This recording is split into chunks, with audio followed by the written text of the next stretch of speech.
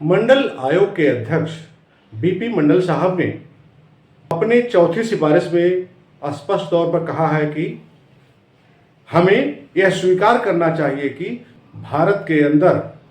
पिछड़े वर्ग के सामाजिक पिछड़ेपन को दूर करने के लिए जो लड़ाई है वह पिछड़े वर्गों के लोगों के मन में लड़ी जानी है। मंडल आयोग ने मनोवैज्ञानिक महत्व पर प्रकाश डाला है कि उन्हें क्यों नौकरियों में आरक्षण मिलना चाहिए। उन्होंने आरंभ में ही कह दिया कि हमारा यह दावा कभी नहीं रहा है कि अन्य पिछड़े वर्गों के उम्मीदवारों को कुछ हजार नौकरियां दे देने भर से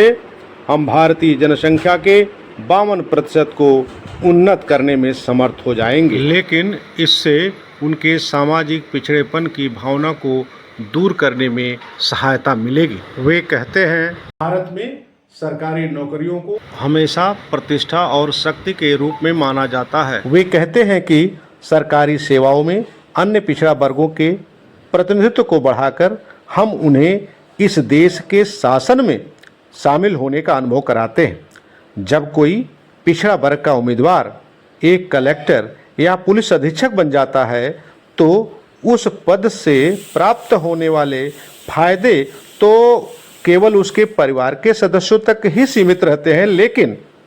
इस बात का मनोवैज्ञानिक प्रभाव बहुत ज़्यादा होता है कि उक्त पिछड़ा वर्ग उम्मीदवार का समूचा समुदाय अपने आप को सामाजिक रूप से उन्नत महसूस करने लगता है।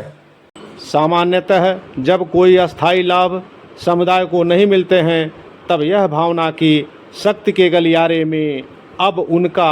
अपना आदमी है एक साहस वर्धक के रूप में कार्य करती है।